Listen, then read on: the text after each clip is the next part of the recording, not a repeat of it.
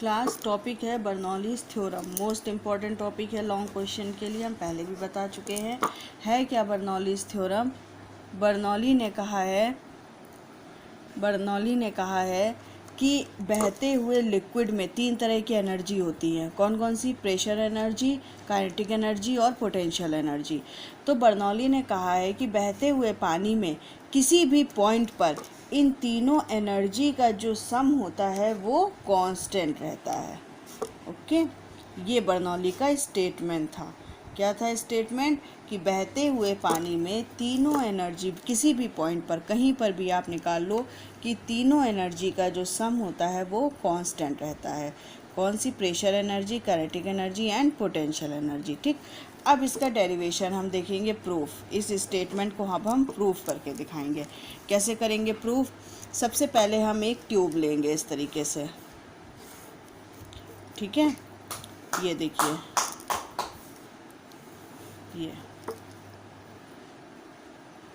ये एक ट्यूब हम लेंगे। यहाँ का एरिया A1 और यहाँ का A2। ठीक, यहाँ का प्रेशर P1 और यहाँ का प्रेशर P2। ठीक, अब देखिए, यहाँ से जो लिक्विड अंदर जाएगा वो V1 वेलोसिटी से जाएगा और इधर जो लिक्विड बाहर निकलेगा वो V2 वेलोसिटी से निकलेगा। ओके, ये हमारा हॉरिजॉन्टल है। इस वाले सिरे की ये एक्स एंड हो गया, ये वाई एंड हो गया। एक्स एंड का नीचे बेस से जो हाइट है वो हमने h1 ले ली और वाई एंड की जो हाइट है वो हमने h2 ले ली। ठीक है, अब देखिए क्या करेंगे। सबसे पहले अगर हम एक्स एंड की बात करें तो एक्स एंड पर जो लिक्विड अंदर जाएगा तो अंदर जाने में उसको कुछ ना कुछ वर्क डन करना पड़ेगा। ठीक है, तो 1 सेकेंड में सबसे पहले तो 1 सेकेंड में अंदर जाने वाले लिक्विड का वर्क डन कितना होगा? ठीक है, वर्क डन इन 1 सेकेंड। ठीक, तो वर्क डन इक्वल टू होता है फोर्स इनटू डिस्टेंस। ठीक है, फोर्स की जगह पर हम क्या लिख सकते हैं? प्रेशर इक्वल टू होता है फोर्स अपॉन एरिया। तो फोर्स इक्वल टू क्या हो जाएगा? Pressure into area. X end पे प्रेशर है P1 और एरिया है A1 और डिस्टेंस कितनी होगी? हम 1 सेकेंड की बात कर रहे हैं तो किस वेलोसिटी से एंटर हो रहा है लिक्विड? V1 वेलोसिटी से। तो हमने पिछले डेरिवेशन में आपको बताया था कि वेलोसिटी का फॉर्मूला होता है velocity equal to distance upon time, और टाइम अगर 1 सेकेंड है तो वेलोसिटी किसके बराबर हो जाएगी? डिस्टेंस के बराबर। तो यानी कि डिस्टेंस यहाँ कितनी हो गई? V1। ठीक है, तो into V1, P1 into A1 into V1। ठीक, ये हो गया हमारा एक्स एंड पर अंदर जाने वाले लिक्विड का वर्क डन। ठीक, अब इसके बाद इसी तरीके से वाई एंड से वो लिक्विड बाहर आएगा। तो एट वाई एंड पे देखिए बाहर आने वाले लिक्विड का 1 सेकेंड में वर्क डन कितना हो जाएगा? Force into distance. फोर्स क्या हो जाएगा? यहाँ प्रेशर P2 है, एरिया A2 है और डिस्टेंस है V2। ठीक, तो नेट वर्क डन क्या हो जाएगा? नेट वर्क डन हो जाएगा P1 A1 V1 minus P2 A2 V2। हमने दोनों को माइनस कर दिया। ठीक, अब we know that principle of continuity हमने पढ़ाया है। क्या है? A1 V1 equal to A2 V2 equal to constant. Principle of continuity है कि किसी भी ट्यूब में अगर पानी बह रहा है तो ट्यूब का एरिया और वेलोसिटी का जो मल्टी प्रोडक्ट होता है वो हर जगह इक्वल होता है। तो A1 V1 equal to A2 V2 हम लिख सकते हैं। तो जब यहाँ A1 V1 और A2 V2 बराबर हो जाएंगे तो क्या आ जाएगा? P1 माइनस P2 और A इंटू V, ये आ जाएगा। ठीक है, net work done W equal to आ जाएगा इतना। ठीक है, अब देखिए net work done W equal to आ गया P1 minus P2 A into V। ठीक है, अब A इंटू V ये एरिया हो गया, ये डिस्टेंस हो गया, तो यानी कि ये बन गया volume. Area into distance equal to हो गया हमारा वॉल्यूम, और वॉल्यूम इक्वल टू होगा मास अपॉन डेंसिटी। ठीक है, volume equal to density equal to mass upon volume, तो volume equal to mass upon density.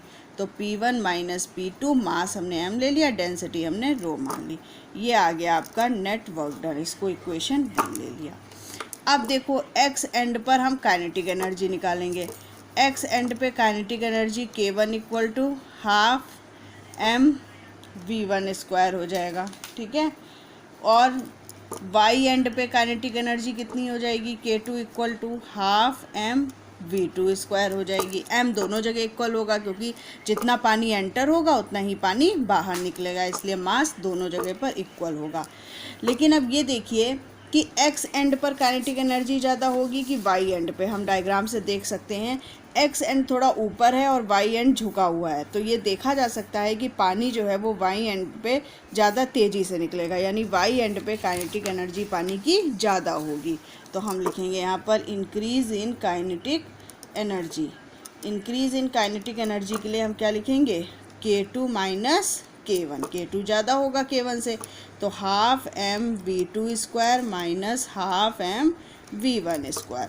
Common ले लेंगे, हाफ m अंदर आ जाएगा v2 square minus v1 square. ये आ गया काइनेटिक एनर्जी, ठीक। अब इसी तरह पोटेंशियल एनर्जी निकालेंगे। एक्स एंड पे जब हम पोटेंशियल एनर्जी निकालेंगे, डायग्राम से हम देखेंगे पोटेंशियल एनर्जी मतलब जहाँ पर पानी ज़्यादा देर तक रुका रह सके। तो इस वाले सिरे पर ज़्यादा देर तक रुका रह सकता है और ये ढलान पे है, तो यहाँ पानी जल्दी बाहर आ जाएगा, यानी पोटेंशियल एनर्जी यहाँ पर ज़्यादा होगी। काइनेटिक एनर्जी यहाँ ज़्यादा होगी और पोटेंशियल एनर्जी एक्स एंड पे ज़्यादा होगी। तो हम लिखेंगे सबसे पहले एक्स एंड पर पोटेंशियल एनर्जी कितनी हो जाएगी, P1 इक्वल टू कितनी हो जाएगी, mgh1, ओके।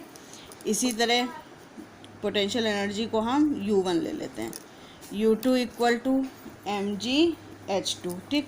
तो नेट पोटेंशियल एनर्जी कितनी हो जाएगी, नेट पोटेंशियल एनर्जी हो जाएगी mgh1 minus mgh2। mg common ले लिया, अंदर आ गया h1 माइनस h2, ठीक। ये आ गया काइनेटिक एनर्जी और ये आ गई पोटेंशियल एनर्जी, ठीक है। अब अगर हम नेट एनर्जी निकालें, net energy, net increase in energy, तो क्या आ जाएगा, kinetic energy minus potential energy, ठीक। काइनेटिक एनर्जी हमारी कितनी थी, half mv2 square minus v1 square minus mgh1 minus h2। ये आ गई हमारी नेट एनर्जी। अब आपको पता है वर्क इक्वल टू क्या होता है, एनर्जी।